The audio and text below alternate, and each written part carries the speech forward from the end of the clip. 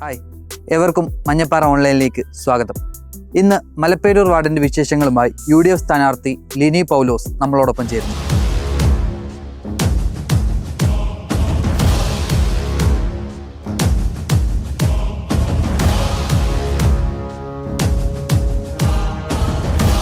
ഇട്ടിവ ഗ്രാമപഞ്ചായത്തിൽ UDF ഏറ്റവും ശക്തമായ വാർഡാണ് മലപ്പേരൂർ വാർഡ്.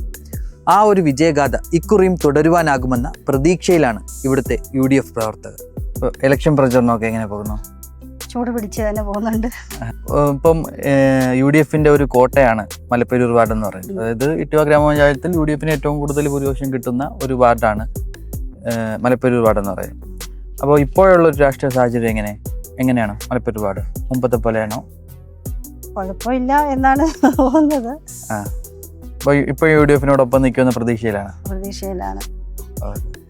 അപ്പോൾ എന്തൊക്കെ വികസനങ്ങളാണ് UDFന് ഈ വാർഡിൽ കൊണ്ടുവരാൻ കഴിയുന്നത്? മലപ്പേരൂർ വാർഡിനെ സംബന്ധിച്ച് നോക്കുമ്പോൾ ഒരുപാട് റോഡുകളുള്ള വാർഡാണ്.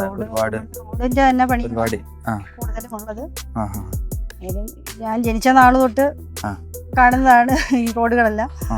അന്നും ഇപ്പം നമ്മുടെ പാർട്ടിക്കാർ കയറിയത് കൊണ്ട് കുറെ റോഡുകളൊക്കെ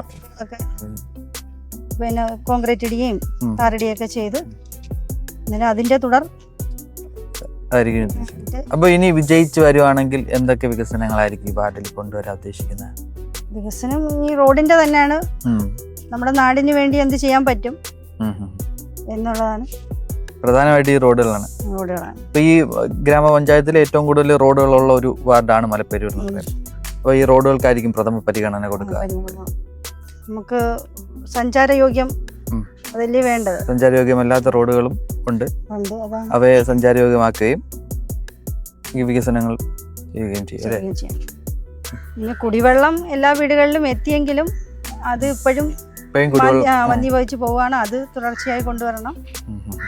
വീടില്ലാത്തവർക്കും പാവങ്ങളും ഇനിയും കഷ്ടപ്പെടുന്ന ആൾക്കാർ കൊണ്ട് അവരുടെ ഒപ്പം നിൽക്കണം. അവർക്ക് വേണ്ടുന്ന എന്നെയും കൊണ്ട് കഴിവതും എല്ലാവരുടെയും വിലയേറിയ വോട്ടുകൾ നൽകി എന്നെ വിജയിപ്പിക്കുമ്പോൾ എന്നെയും കൊണ്ട് കഴിവത് എന്തോന്ന് വെച്ചാൽ അത് ചെയ്യാൻ. ഇപ്പോൾ ഈ കാട്ടുപന്നിയുടെ ശല്യം പോലെയുള്ള ശല്യം ഈ വാർഡിൽ ഒരുപാടുണ്ട്. കർഷകരൊക്കെ ബുദ്ധിമുട്ടുന്നു. അപ്പോൾ അങ്ങനെയുള്ളൊരു മേഖലയിൽ അത് നമുക്ക് അതിനൊരു പരിഹാരം കാണാൻ പറ്റണം. അതാണ് വലിയൊരു കാര്യമാണ്. അത് നമ്മുടെ കൃഷിയെല്ലാം നശിപ്പിക്കുന്നു. അന്നേരം അതിനു വേണ്ടി എന്തോ ചെയ്യാൻ പറ്റുമെന്നുള്ളത് നമ്മൾ ആലോചിച്ച് ചെയ്യും.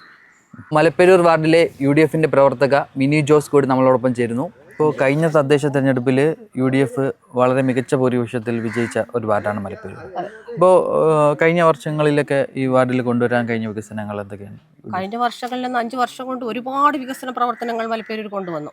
അതായത് 33 റോഡുകളും അതിൻ്റെ ഉപറോഡുകളുമുള്ള ഒരു പ്രദേശമാണ് മലപ്പേരൂർ പ്രദേശം. അതിൻ്റെ ഒട്ടുമിക്ക പ്രദേശങ്ങളുടെയും കോൺക്രീറ്റ് പൂർത്തിയാക്കാൻ കഴിഞ്ഞു. ഇനി നാമമാത്രമായ പ്രവർത്തനങ്ങൾ മാത്രമേ റോഡ് പണിക്ക് ബാക്കിയുള്ളൂ. പിന്നെ ഭവനമില്ലാത്തവർക്ക് ഭവനം, അറ്റകുറ്റപ്പണിക്ക്, ഇത് മെയിൻ്റനൻസിന്, കുടിവെള്ളം 454 കുടുംബങ്ങൾക്ക് നമ്മുടെ ജലം എത്തിക്കാൻ കഴിഞ്ഞു. അതുപോലെ തന്നെ നമ്മുടെ കൃഷി സംബന്ധമായിട്ട് ഇഞ്ചി, മഞ്ഞൾ എന്ന് വേണ്ട വയോധികർക്ക് കട്ടിൽ, കോഴി വളർത്തൽ, സമൃദ്ധമായ എല്ലാ പ്രവർത്തനങ്ങളും മലപ്പേരൂർ കൊണ്ടുവരാനായിട്ട് ടോം കെ ജോർജിന് കഴിഞ്ഞിട്ടുണ്ട്.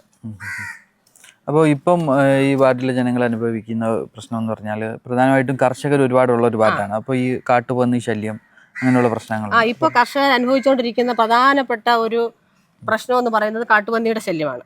അത് രൂക്ഷമാണ്. ഒരു സാധനവും നട്ടു വളർത്താൻ പറ്റാത്ത, നട്ട് വളർത്താനോ നമുക്കൊന്നും എടുക്കാനോ സാധിക്കുന്നില്ല. കാട്ടുപന്നി ശല്യം വളരെ രൂക്ഷമാണ്. അതിനൊരു ശാശ്വത പരിഹാരം ഉണ്ടാവണം. അതിനൊക്കെയായിരിക്കും ഞങ്ങൾ പ്രധാനമായിട്ടും ഞങ്ങളുടെ ഭരണം ഊന്നൽ കൊടുക്കുന്നത്.